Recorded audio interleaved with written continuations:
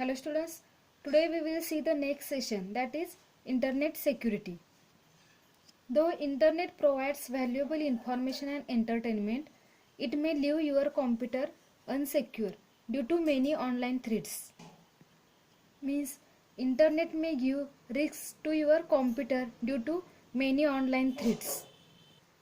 You need to ensure that your usernames, passwords, credit card or online banking information secure, as they are prone to be tracked and used by unauthorized users. Means you have to keep your information like usernames, password, credit card or online banking information secure, because they might be stolen by unauthorized users for bad purpose.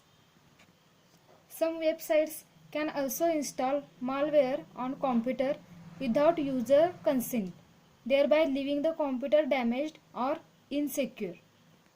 Means some websites can install malware or virus on your computer without knowing to you, and they may damage your computer.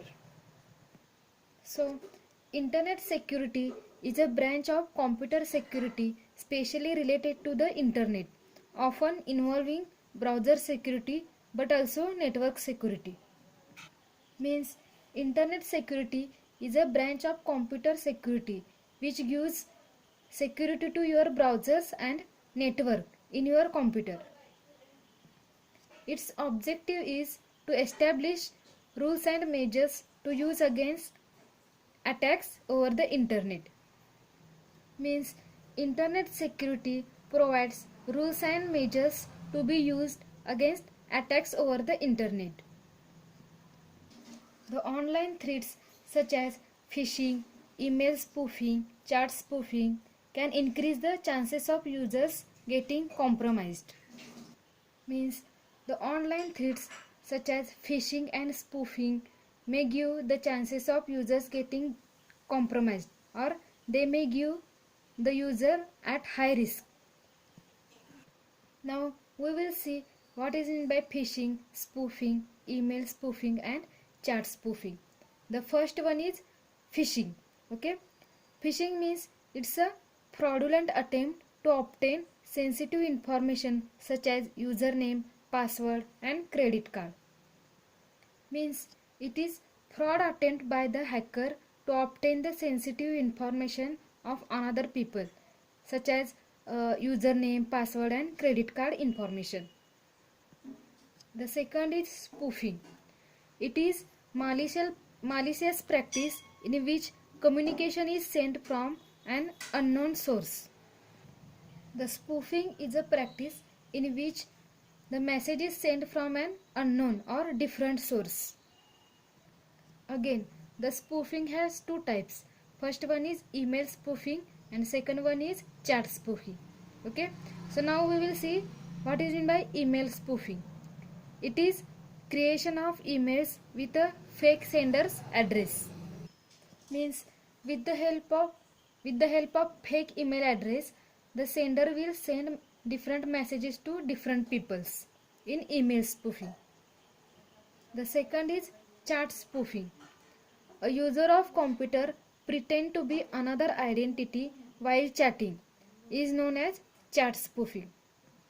Means the chatting person will hide his own identity and use another person's identity while chatting. Students, you can reduce the risk by using best practices such as using antivirus software, anti-spyware software, then firewalls and strong password, etc. In addition to spreading awareness of the best practices. Now we will see the best practices for security. The first one is use strong password. Means a combination of alphanumeric and special characters could be used for creating a password that is not so easy to crack or guessed by other users.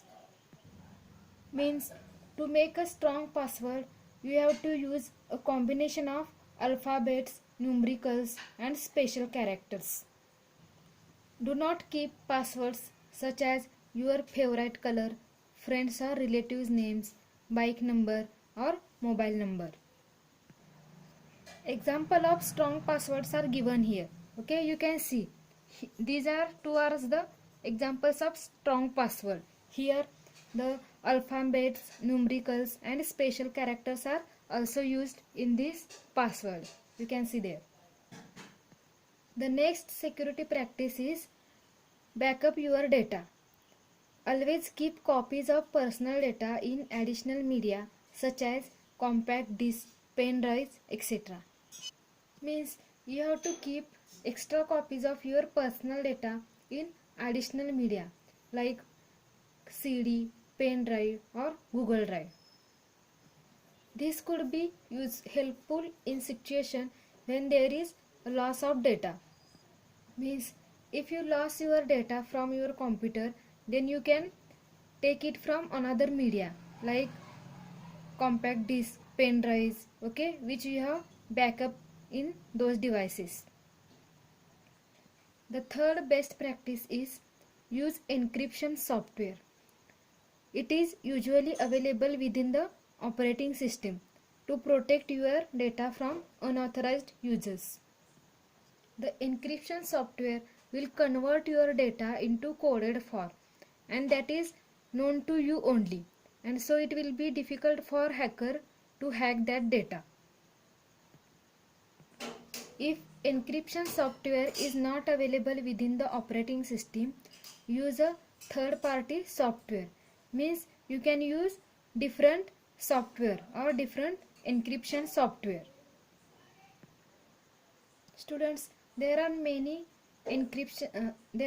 best practices for internet security. The remaining best practices we will see in next lecture. Okay, thank you.